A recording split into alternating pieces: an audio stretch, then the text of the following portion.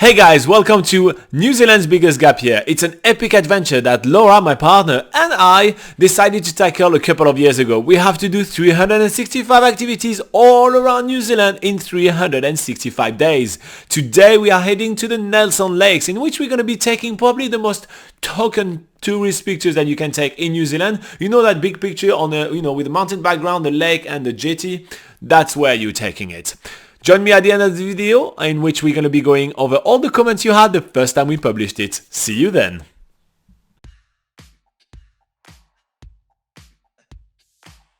This morning we are driving from Marahau near the Abel Tasman National Park and making our way towards the Nelson Lakes National Park, and the drive along the way is stunning.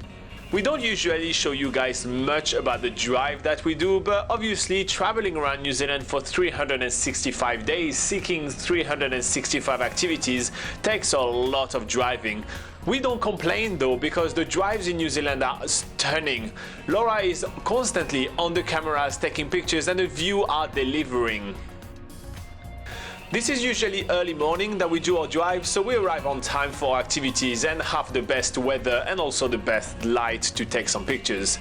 This drive takes us through the beginning of the Southern Alps and some stunning pine forests, until we finally arrive to our main stop today, which is going to be Lake Rotoiti.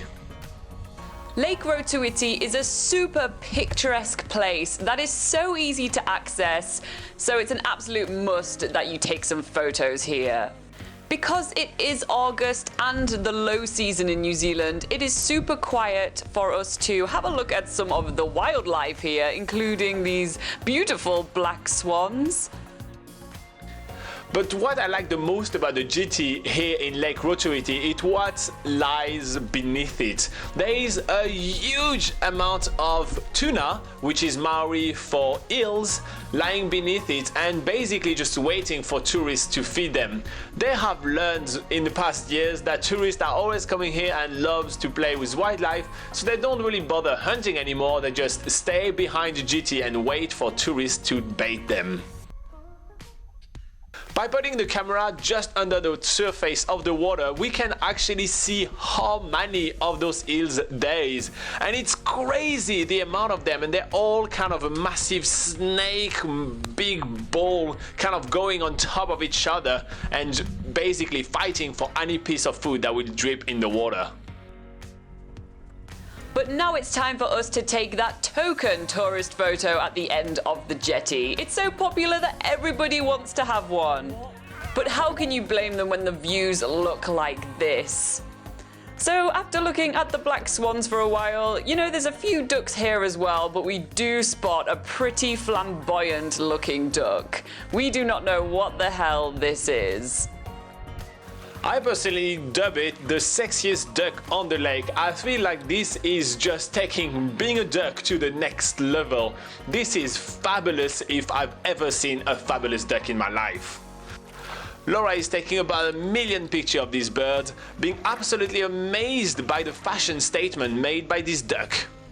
But as with most spots in New Zealand, there is always a little bit more to explore than the obvious one, so we are on our way. Because the sun is going down, we don't really have time to start one of the hikes going from this area, but we do take the time to have a look just around the tree lines, along the edge of the lake as well, until we stumble upon another Lake Rotoiti jetty. If in summer the other jetty is full of people taking photos, then we have found the perfect alternative. It has the same awesome views, it's a quieter, more hidden jetty, so here you go. Let's take some photos here as well. While we're here, we can also hear the bird calls coming from the surrounding beech forest. There's loads of walks going into this forest, even 15-minute nature walks, but as the sun is going down, we figured we'll hit the road and check out our accommodation. Tonight we are staying in the little township of St. Arnaud's, which is nestled in the middle of the Nelson Lakes. It's such a really remote place that most of the things are closed most of the time, to be honest. So as we arrive, the lodge is closed and we have a little map to find our accommodation and rest tonight. get yourself to the Nelson Lake, forget about the sandfly and take that token picture. So if you call right now for the next 20 colors, I give you not one, but 2 perfect token pictures on the GT in Lake Rotoiti. Come on, pick up that phone. That's the one chance in your life you will get to get such an amazing deal. And you know what? I also give you a short walk, because if you arrive there and you have a little bit of time, you take your 1 token picture, you take your 2nd token picture that come free of charge, just pay for shipping and handling, and I throw in a 15 minutes nature walk that will blow your mind.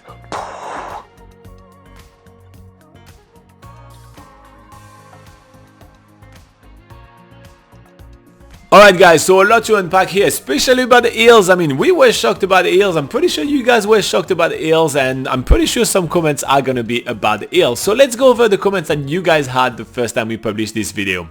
Ruth said that's another place she hasn't been since the early 1970s. She said, I know I'm old. You're not that old, Ruth. You're all good. She says, I was traveling with my parents and a family friend, and she knew all the edible plants and berries. There were snowberries in the beech forest by the lake. I remember eating those. Okay, that's cool.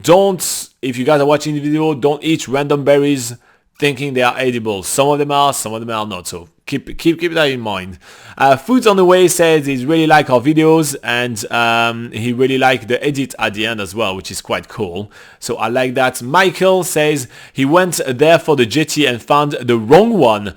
Yes, as you can see, there's 2 jetties. He says it wasn't until after I left that I realized that the right one was around the corner. Funnily enough, I had stayed in the campsite right next to the jetty that night. I didn't even realize it. So yeah, keep your eyes peeled when you travel around New Zealand, mate. The Phoenix 315 says it looks like a Scottish loch. I can't say I have been to Scotland, but you know, I've seen some movies and I think that, yeah, that probably is accurate. Barney2 says the duck we were wondering which one it was and what kind of duck it was is actually called a mandarin duck. So that's pretty cool. Thank you very much for sharing all your knowledge. And someone else that is sharing their knowledge is Rob Harris, which is translating a little bit the name of the lake Rotoiti, which says Roto means lake and Iti means small. So literally this is called a small lake. So that's pretty cool.